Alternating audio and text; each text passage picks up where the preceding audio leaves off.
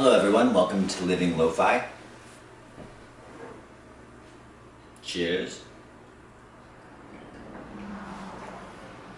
That's really good black coffee that I made, which I put in this beautiful cake, which you can't really see, but it's actually very ugly and deformed. But it's a 3-layer cake that I'm making for Toby's birthday. Toby's turning 40, so he's going to get a birthday cake. And baking this cake was honestly super hard and a catastrophe. Everything was going smoothly and perfectly, except for I poured way too much batter in all of the pans, and so the pans were just like flooding and like oozing out onto the floor of the oven, onto the heating elements. And so I was really wanted this cake to get made because I put a lot of time and money into it, and so I wasn't gonna stop the baking process just because there's stuff all over the bottoms of the oven. So I'm opening it up and trying to scrape out the batter off of the bottom of the oven and off the elements, and I'm burning my hand. I've got a really nice burn right here on this finger, trying to clean out both the bottoms of the ovens and keep the cakes hot enough so that they'd still look really messed up. I mean, this is just a little one. It looks pretty messed up if you can see it.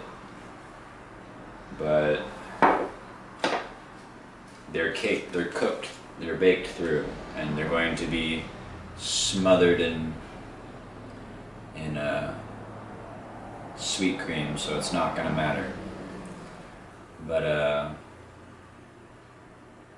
anyways, I was it went south really quickly. I made sure that this was fine, but I had a really bad attitude about it, and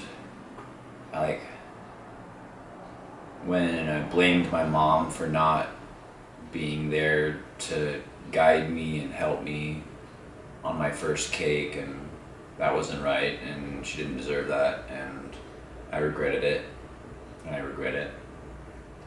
But she forgave me, I think.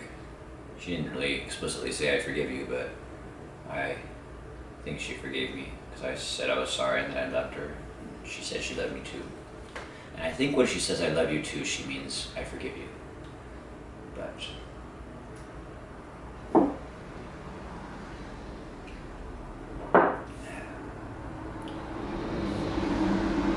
anyways, I threw away 2 packs of light blue American spirits, which are $12 a pack right now.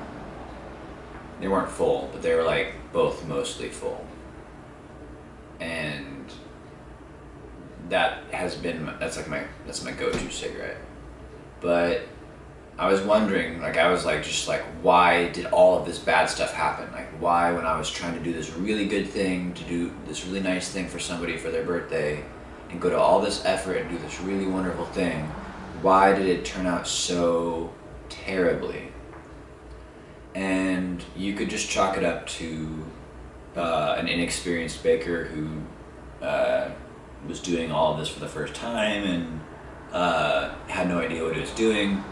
But I could have known what I was doing. I could have done a little more research, and to be honest, it was really evident to me in my mind and in my heart that the reason why I had such a hard time was directly related to my disobedience to the Lord regarding cigarettes, because I told my mom that I have been in the process of letting cigarettes go, and I've been asking the Lord to help me, and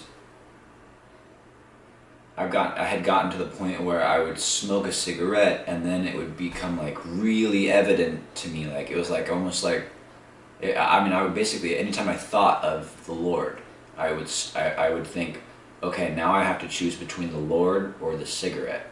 As soon as that thought came into my mind, 9 times out of 10 I'd put down the cigarette. Sometimes I'd take one more drag. But I, like, 2 nights ago, the night before I baked all this, I really asked. I said, Father, can you please just really help me put this behind me? And sure enough, I went out to smoke other cigarettes, and I don't even think that was the issue. I think the issue was when that thought came into my head of putting the Lord first or putting the cigarette first, I, like, in my heart and in my mind, just, like, went for the cigarette. And that,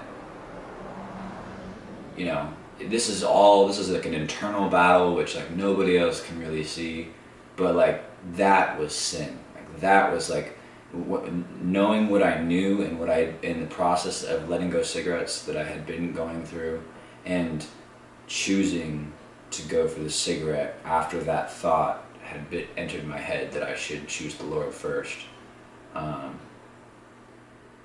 And I think that's why I had such a terrible time yesterday. I think that the Lord really wanted to help me quit cigarettes, and He wanted to give me an experience, a really terrible experience to associate with cigarettes. I don't know. That might sound crazy, but it makes sense to me.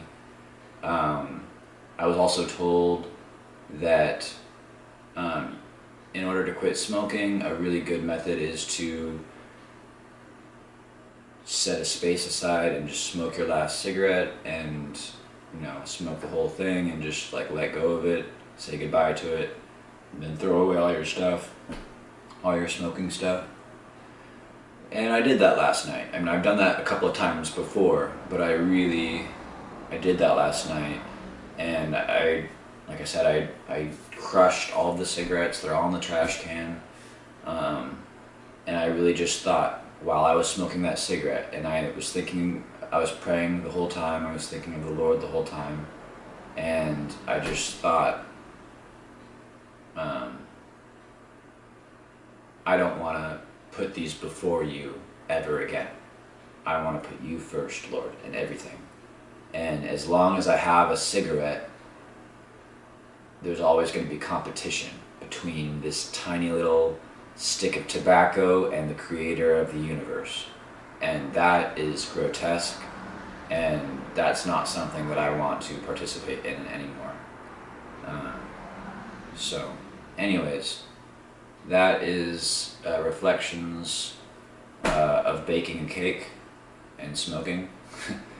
And you can check out my website, livinglofi.com, or you can subscribe to this video.